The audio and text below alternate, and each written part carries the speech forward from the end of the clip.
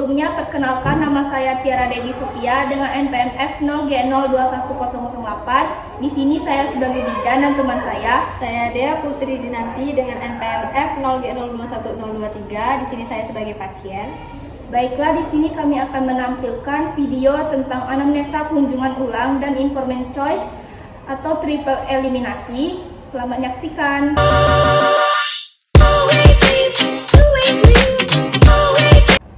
Selamat pagi, Bu. Selamat pagi, Bu. Bagaimana kabarnya, Bu? Alhamdulillah sehat, Bu.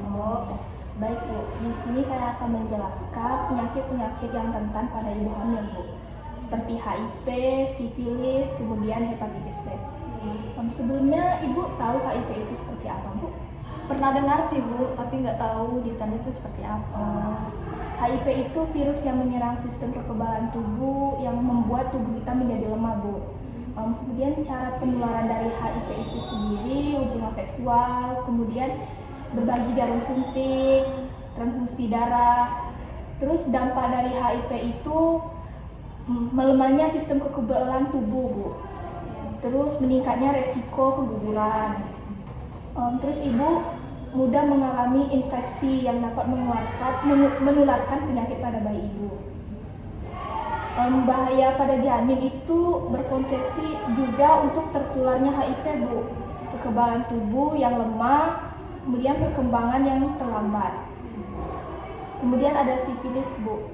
Sifilis itu infeksi bakteri yang menyebar melalui kontak seksual dan dimulai dengan luka tambah rasa sakit, Bu.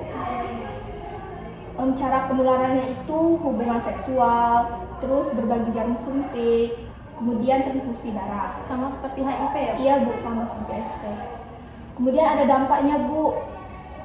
Persalinan itu cepat atau prematur, kemudian bisa terjadi pada kematian janin, Bu. Kemudian bisa juga disebabkan dengan infeksi. Ya.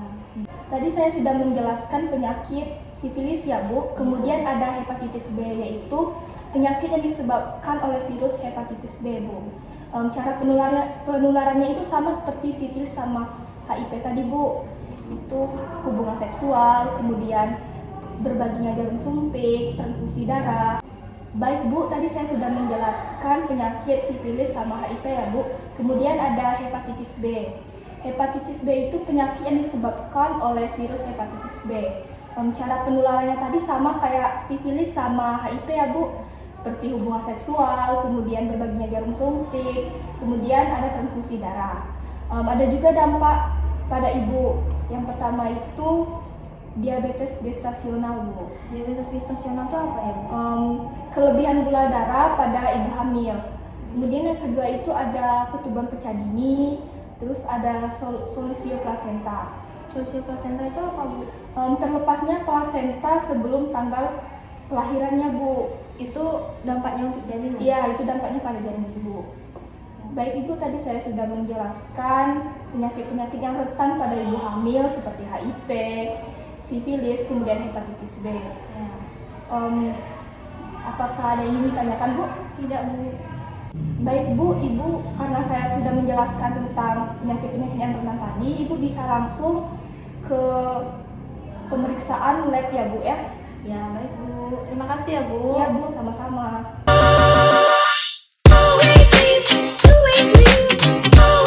Selamat pagi, Bu. Pagi, Bu. Bagaimana kabarnya, Bu? Alhamdulillah baik. Sebelumnya Ibu pernah kunjungan ya, Bu ya? Pernah, Bu, kemarin. Bagaimana perasaan Ibu terakhir kunjungan, Bu? Perasaannya lebih percaya diri sih terhadap kehamilan, Bu, tetapi agak sedikit cemas juga dengan keluhan-keluhannya. Khawatir. Khawatirnya seperti apa, Bu? Cemas terhadap keluhannya, Bu. Muntah seperti itu ya, Bu. Selama hamil, janin Ibu sering bergerak, Bu? Sering ya, Bu ya. Bergeraknya kuat, Bu? Ya. Pagi hari sering bergerak nggak, Bu? Kalau pagi, ya sering juga. Bergeraknya itu berapa kali, Bu? Nggak tahu, tapi berapa kali? Berapa ya, Bu? Tapi setiap pagi itu, apalagi sebelum tidur, itu pasti bergerak, Bu. Sebelumnya kan sebelumnya kan terakhir ibu kunjungan kan sudah dijelaskan ya Bu tanda-tanda bahaya pada ibu hamil. Ya. Tanda-tanda bahaya seperti apa ya, Bu? Tanda-tanda lupa. Tanda-tanda bahayanya itu seperti mual muntah sampai tidak mau makan. Pernah Bu? Pernah. Pernah. Kalau ibu mengalami demam tinggi Bu? Enggak pernah kalau demam tinggi. Enggak. Pusing, lemas? Iya. Kemudian bengkak pada bagian muka? Bengkak. Dia tuh kalau misal hari ini bengkak tapi besoknya hilang gitu. Demam timbul ya Bu ya. Perdarahan Bu? Enggak. Kemudian ada keluhan atau ketidaknyamanan. Seperti apa ya, Bu? Seperti ibu mengalami keputihan Bu. Ada, sering. Normal itu ya Bu ya pada ibu hamil. Sering BAK. Ya itu sering. Berapa kali Bu biasanya? 5-7 kali lah. Enggak salah. Ibu pernah mengalami kesulitan tidur atau insomnia Bu? Sering Ya Bu ya. Ibu pernah punya riwayat penyakit anemia? Iya, punya. Oke, Bu. Nanti saya akan berikan vitamin atau tablet penambah darah ya Bu ya. Dari hasil anamnesa tadi, ibu terdapat tanda-tanda bahaya seperti mual muntah sampai tidak mau makan, kemudian pusing, lemas, terus bengkak pada bagian muka. Itu semuanya normal ya Bu. Terus ibu terdapat keluhan atau masalah tidak nyamanan, keputihan. Itu normal ya Bu. Cara mengatasinya itu ibu selalu bersihkan bagian vagina, kemudian ibu gunakan celana bahan katun, jangan yang terlalu ketat ya Bu. Ibu tadi sering BAK Bu ya, itu normal ya Bu. Kemudian ibu tadi mengalami kesulitan tidur. Cara mengatasinya itu ibu mandi air hangat sebelum tidur, kemudian hindari minuman yang berkafein seperti kopi. Terus ibu tidur dengan posisi rileks, yaitu bisa mencari posisi yang nyaman Bu, bisa ke kiri atau ke kanan seperti itu ya Bu ya. Tadi ibu punya penyakit riwayat anemia ya Bu ya. Akan saya berikan tablet penambah darah atau vitamin ya. Baik Bu, ada yang ingin ditanyakan Bu? Tidak, Bu.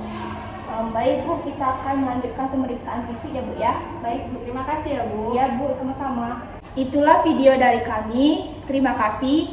Wassalamualaikum warahmatullahi wabarakatuh.